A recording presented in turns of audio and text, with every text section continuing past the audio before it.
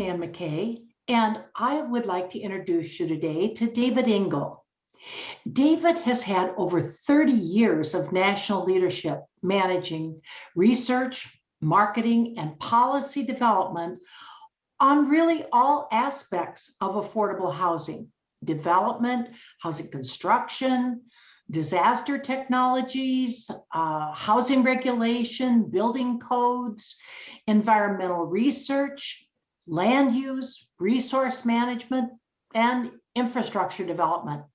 So just about everything to do with housing. So welcome, David. I'm happy to be here, Nan. David, as a fellow of the American Academy of Housing and Communities, what has been your primary contribution to the housing and community development industry? That's an interesting question. In terms of your nice introduction, you mentioned all the aspects of housing, but you forgot two of the most important, which I had never dealt with, and that's financing and subsidies, and which is what HUD spends most of its time doing. I'm an aberration. I've spent my time in dealing with the housing industry itself, the actual building and construction of housing. And I think that's been my contribution. I'm one of the few people within HUD. You would think an agency like HUD, which is the America's housing agency, would deal with all those issues, but they actually don't. They basically are a money and finance transfer agency of housing subsidies and below market financing. At one time, HUD was, in its early conception in the late 60s, to be America's housing agency. It was supposed to deal with all sorts of housing, but as time has gone on, it's focused more and more with subsidized housing for low-income people. And I have dealt with all these other issues. I think my contribution has been both to the housing industry and to HUD itself in terms of educating these issues in terms of the importance for the American homeowner and renter. Yes, you really can't say that HUD is doing much in the way of new construction anymore. That pretty much stopped back in the 80s. And other than using some of the subsidy and along with tax credits, there just isn't a lot of that going on with HUD today, is there? No, there isn't. And yet, what happens in the private marketplace is the most important thing to impact housing affordability, because it's housing production, whether a lot of housing advocates don't realize that or not. They seem to be with the blinders and don't realize that unless we produce housing for the general marketplace, we don't have affordable housing for everybody else. That housing is in fact a marketplace, and if you constrain supply, housing prices will go up. And that's been what I've worked on particularly. Well, two issues. One is building technology, innovations, how to reduce the cost of housing through innovation, and how to include other goals such as sustainability and energy efficiency of the housing. And then the issue of regulatory barriers to affordable housing, which to me is it's just shocking that HUD has neglected that issue for so long. Only now in the last, say, 10 years has that become an issue which is even being recognized by the agency. And we have contributed in that as a result of my work as well as others, and such things as the Kemp Commission, which I worked on, which was the National Commission on Regulatory Barriers to Affordable Housing, as well as national partners in home ownership, other initiatives that have dealt with dealing with the regulatory barriers. HUD is now a player in that, and I like to think that I had something to do with that changing. Well, you do have an interest and have had an interest in building regulation. Right. Is local zoning a part of that? And Absolutely. how do you feel that plays a part in affordable housing? First of all, zoning is one of the whole stream of regulations that impact housing. And zoning, I have very mixed feelings about zoning. On the one hand, one wouldn't want to live, unless hopefully no one is watching and listening from Texas or from Houston, Um, but we wouldn't probably want to live in a community where basically anyone could build whatever they wanted, wherever they wanted. On the other hand, zoning constrains supply. And the way zoning is practiced in this country, particularly because everybody is in favor of affordable housing, as long as it's not anywhere near them. The term "not in my backyard" was a concept that was developed from the Kemp Commission in 1980, which I worked on. And we all, not only do we not want affordable housing in our neighborhood, we basically want our houses to appreciate in cost, not in cost, in price. I found the first time I really found this just so strange is I went to a briefing by Fannie Mae. And they talked about two things in the same session. One was how wonderful it was, housing prices were going up, people were making lots of money.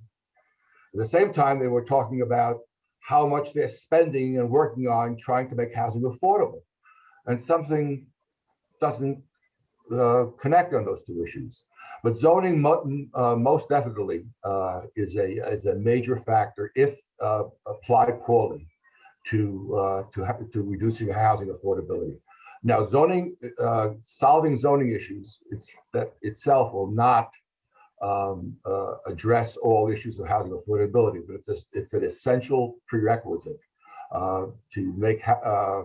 For example, when I was a young man growing up in New York, there were whole neighborhoods which were built with what was usually referred to now as duplexes. A owner-occupied unit on one level or two levels, and a rental unit down below. These were all units that were built in the 1920s and 30s. And those units basically were a source of affordable housing for millions of immigrants in Boston and Philadelphia and other cities, where the owner could afford the house because he had a rental unit. And the renter could afford his rent because he was able to rent an apartment in a reasonably priced building. In most communities, that sort of housing is zoned out. For the life of me, I don't understand why. We have millions of immigrants in this country many of them who would love to be able to afford a house and provide a rental unit as well. And they cannot do it. It's not permitted anymore in most communities. There's an example of how zoning poorly applied affects housing affordability. And not just immigrants. I mean, we have many people in the country that could young married couples who can't afford a house on their own, but if they were able to rent an apartment as part of their purchase, could afford the unit. Yeah. Since 2008, you've been an independent contractor, independent consultant.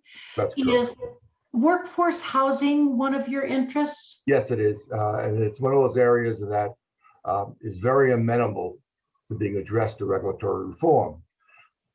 It's not possible in this country to have half of the population subsidizing the housing needs of the other half of the population. That's not a sustainable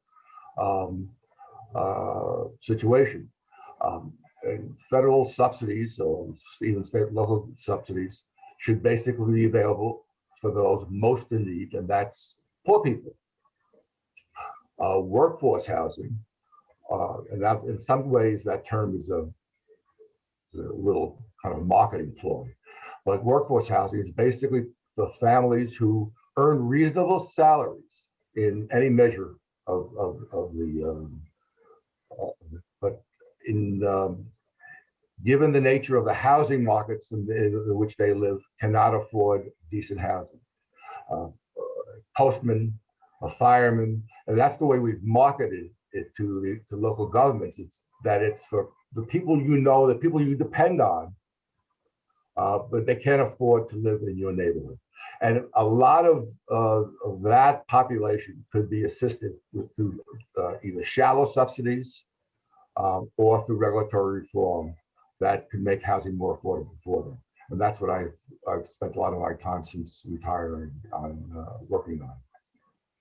And I think it's hard to get those subsidies through Congress if you're trying to get it additional subsidy through HUD, simply because oftentimes when it comes up, as you well know, into a legislative agenda, they move toward, well, okay, we're going to give some subsidy to people who are at the lowest level, but we can't get that much more subsidy for this new level you're talking about. That's exactly right. And that's why it's an issue that has to be particularly addressed through dealing with regulatory barriers to affordable housing.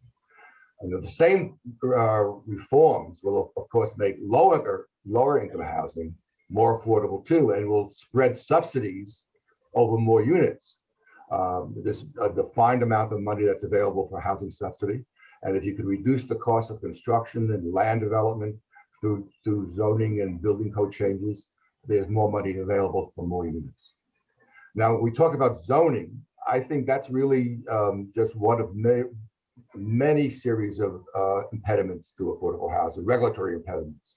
If you look at California, for example, to get what's called entitled land, means land ready to build. That land has to go through incredible number of regulatory approvals. And once the land is finally entitled so that it can be built, the cost is enormous compared to the cost of raw land. And in fact, I would say in many areas, the actual cost of construction vis-a-vis the cost of the entitled land, the cost of construction may be no more than 20 to 30% of the total selling price of the house. And that's pretty astonishing. And I think I'm using California as the worst case, but it applies to any booming housing market. And then you get the problems of cities where the land availability is finite, such as San Francisco. And of course, that just increases the prices even higher. Because everybody wants a low debt, especially in San Francisco. Nobody wants high-rise housing in San Francisco. They want to preserve the old San Francisco, whatever that may be. And as a result, housing prices go through the roof. And now you see people beginning to leave San Francisco because housing prices are not sustainable anymore. In addition to workforce housing, what are some of the other innovative ways of looking at things? And I'm talking about maybe shared housing, where people might rent a room within a house. Accessory apartments, accessory units. That's that's been talked about more than it's actually been practiced, because many people do not want another unit put in their neighbor's backyard. It's been much more accepted when you are allowed to have a rental unit in what would otherwise be a single-family neighborhood, which gets back to my discussion earlier about two-family houses. Many communities, such as Washington, D.C., actually now, because our housing prices are so high, have now amended zoning to permit by right the renting of apartment or rooms in a single family house, where in the past one had to get what was called a special exception to get a specific approval to rent part of the single family house to others. And it's also another way of elderly people able to afford to maintain their existing residences by able to so everybody doesn't have to move into senior housing, and they can live in their old communities for many years later. And sometimes instead of getting rent, money, they will even exchange for services, I've heard. Oh, absolutely. Painting, gardening, sure. Things that maybe elderly can't do anymore, but have a need for help in some area, that it can be a nice exchange where they have somebody living in the house, but the other person then doesn't have to pay rent. So it's a good thing for them too. Another area which has basically been poo-pooed by many people is using innovative building technology.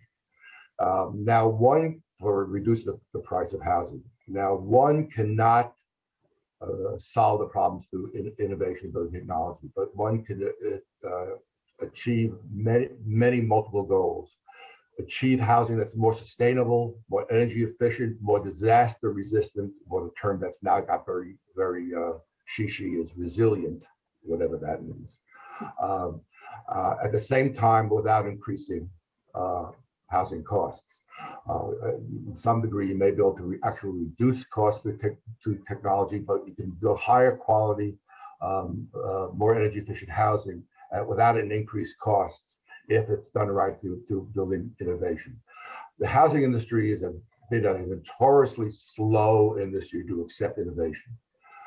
I just find it amazing when you look on television, you hear advertisements about Tesla. And then there's all these other new General Motors, and Ford is now moving toward electric cars. And we see very little dramatic change in home building. It's still primarily built the way it was built 30, 40 years ago. One hires an individual builder. The builder hires subcontractors to do the plumbing, the electricity, the wiring.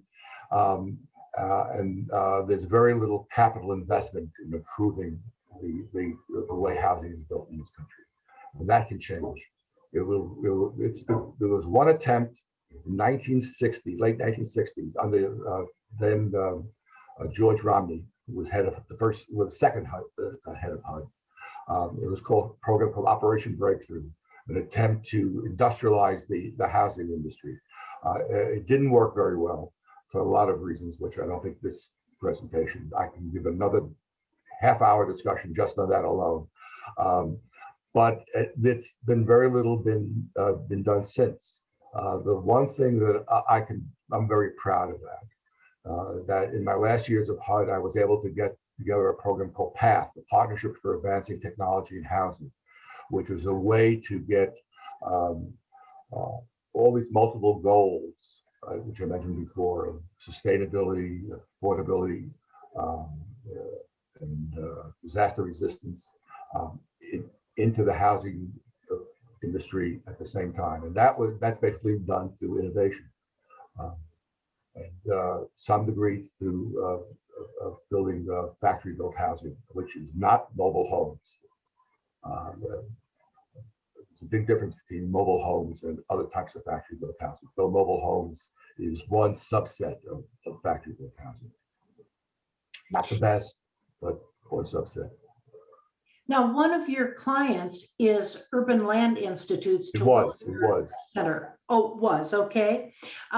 And is your primary focus research, knowing that, or what area of research? I was lucky to work at the Trilogy Center under the leadership of Pam Patman, who went on to become Deputy Secretary of HUD, and she's back in New Hampshire, and I'm jealous of her living up there. She had been I'd worked with her closely when she was the Assistant Secretary for Community Planning and Development at HUD. And then when she left, she went to work at the Urban Land Institute. She asked me to do some consulting with her. And that was basically a series of applied demonstrations, not research in the classic sense of fundamental research, but getting demonstrations built, which showed that housing affordable to the workforce and workforce is a term that's very loosely defined, but I would say it's between 100 and 120% of area median would be the population we're talking about in workforce housing. Some communities define it differently, depending on what they want to use it for. But if one thinks about the average working Joe who's making a reasonable living but still can't afford housing, it's about 120% of the area median income. I know people would say, gee, how can they not afford housing and they're above 100% of the median? Which just shows you how the way new housing is skewed, and the cost of housing, that basically any new housing is really basically affordable with the top 20, 30% of the area median income. So 150, 170, 180% of area median income is required to afford decent housing, new housing in most growth economies. Now, in areas where you have slow declining economies, then it's a different issue. There, it's an income issue and not a production issue. There's often a lot of housing stock, but people just don't have enough money at all to afford anything. It So, might even be good to abut it with the subsidized level, which is generally 80% of median. You know, if you looked at that and then said, okay, from here to here would be something, and maybe if they focused it more on home ownership, it might help as well at the local level. well, for really low income people, you know, they can't afford home ownership because their incomes are so low that they cannot afford the operating costs of a single family house, taxes. Then you get tax abatements, in some cases, utilities, upkeep. It's unpleasant to say, but for many very low income people, rental housing is the only really serious alternative. Well, I was really talking about from the top of that market, you know, at the 80%. Oh, 80%. To the 120 or 30 or. Oh, absolutely. Absolutely. You know, if it comes down to meet that and not have a gap in between, that might be something that would be workable too. Land, at least in the cities, in growth economies, people have to keep on qualifying that. In growth cities, land availability and land costs are extraordinarily high. If you can even find a site, it's going to be gobbled up by the upper middle class if it's in a reasonable neighborhood. In gentrifying cities, the gentrification is, of course, a major issue. It's wonderful for the city coffers. It's wonderful for the mayor showing his that he doesn't have to increase taxes. It's not so great for the lower income or working workforce housing resident in the city when the areas are gentrified. So it's an area that's a discussion which has just not gotten enough attention, except in cities like Washington, D.C., where gentrification has just been extraordinary. Is it really fully and adequately discussed in terms of what we do? What are the solutions? Is to build more affordable housing in the suburbs, and closer in suburbs. Good luck with that. Talking about an issue of NIMBY and regulatory barriers, building affordable housing in closer in suburbs is where it's most needed, because that's where the jobs are for moderate income families. Is just very, very difficult politically. Some areas, such as Montgomery County here in Washington, there is a great willingness to build affordable housing. But in other suburban counties, that's just not the case. A place like New York, for example. How do you see public-private partnerships interfacing with affordable housing? Well, it can't be built without a public-private partnerships. In the old days of affordable housing, the government built it, or it was just done by a nonprofit doing it all itself. The way the tools are now available, it involves a layering of many different types of subsidies and regulatory tools to achieve affordable housing, and that involves partnerships of banks. They have their own programs of subsidy. Nonprofit builders, developers, the city in a cooperative role rather than a regulatory role. Public-private partnerships are absolutely essential if any reasonable amount of affordable housing is to be built in cities or even in suburbs. Unless one goes out to the far out suburbs, then you have private builders building housing that is affordable, at least for the workforce, not for lower income people. But you get out 30 miles, 40 miles outside of Washington, there's affordable housing for the lower middle class. But then they have to commute 2.5 hours every each way to get to. People are building. I don't know if you know the Washington metropolitan area well enough, but people are building housing in Harrisonburg, and they commute to Washington. So because that's where the only thing they can afford. If I said look back over your career, can you kind of pinpoint or focus for me something that might be considered your biggest success story? Well, there are two. One is the PATH program, which I mentioned to you, the Partnership for Advancing Technology and Housing. And that was an effort which basically HUD got involved in it, kicking and screaming. They did not want to spend money on building innovation, building technology. And it was the industry who came to HUD and went to Congress and pushed it down HUD's throat. I can understand why HUD didn't want to do it, because the amount of money for research is so limited and so constrained that if this money became and it was supposed to be money that was over and above whatever HUD spent for research already. But in the reality, that's not the way it works. And that took money away from other essential needs that HUD wanted to do research in. But I must say, over the years, over a period of about 8 years, we spent about $100 million on innovation, innovation and regulatory innovation in HUD, in working with home builders, working with the local government agencies. It was a great success. At least I think so.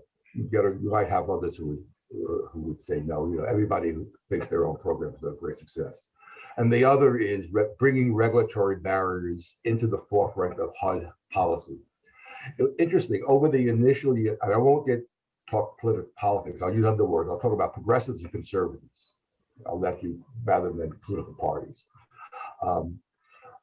In recent years, until recently, it were the conservatives who were most interested in regulatory reform. Because basically, they were interested in seeing housing affordability achieved without spending much federal dollars. And they saw regulatory reform as the great solution that was going to solve, and no matter how many times I would tell them, no, it can help. It cannot solve the problem for poor people. It's like hitting my head against the wall.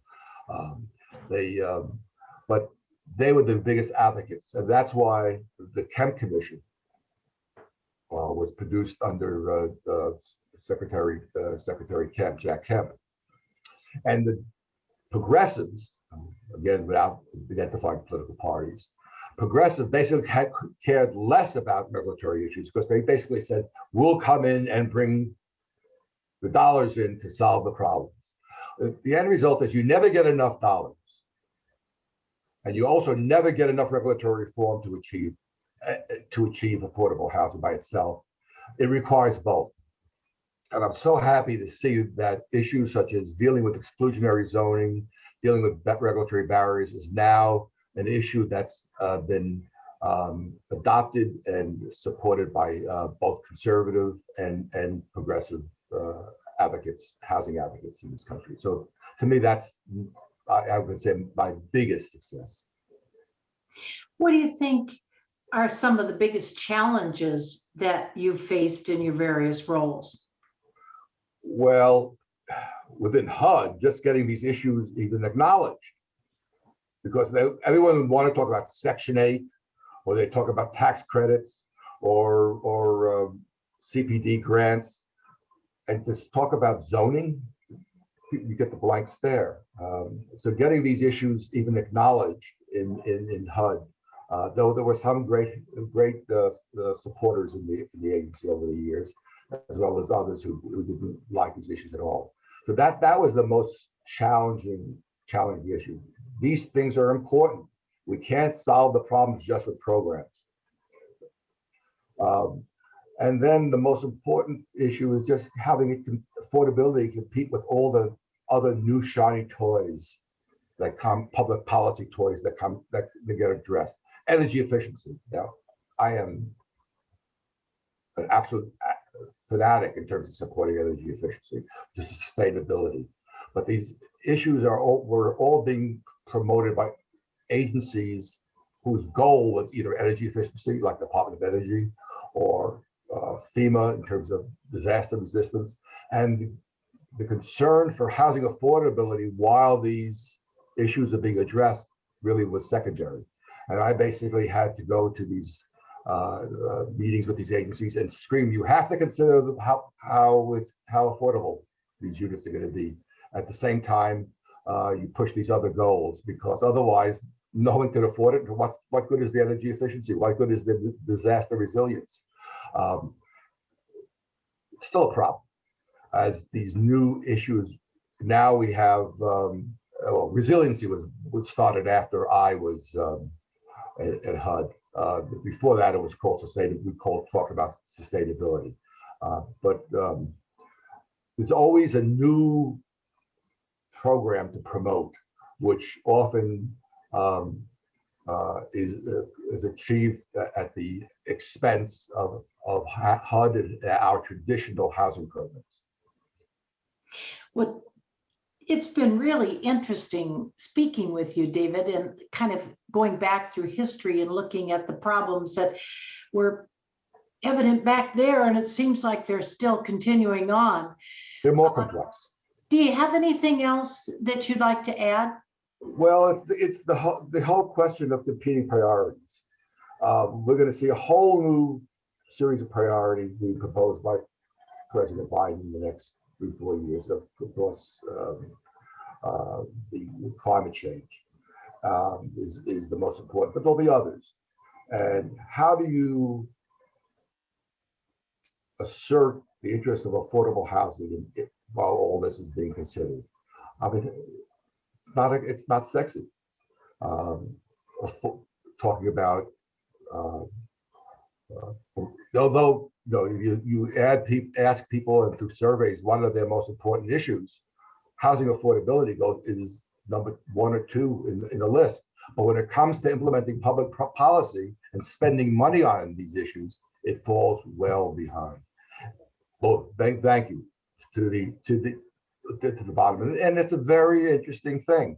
And to me, that is the biggest challenge we're going to face in the coming 4 years and in the years to follow. How do we keep these issues in the forefront of public discussion and come through with programs that achieve the goals of things such as climate change, but at the same time help address housing affordability and how do we do it in a situation where in the growth economies, in cities that are growing, how do we achieve housing affordability when we're competing for land with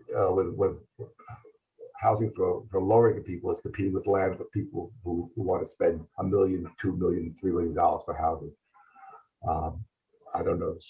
If I knew the solution, I'd be a wealthy man. Well, thank you so much for your service with HUD for all those years. And also just the fact that you're continuing on and you're still concerned about it. And you want— I'll never stop being passionate on these issues. Yeah, me either. Thank you so much for participating. My pleasure. Bye-bye.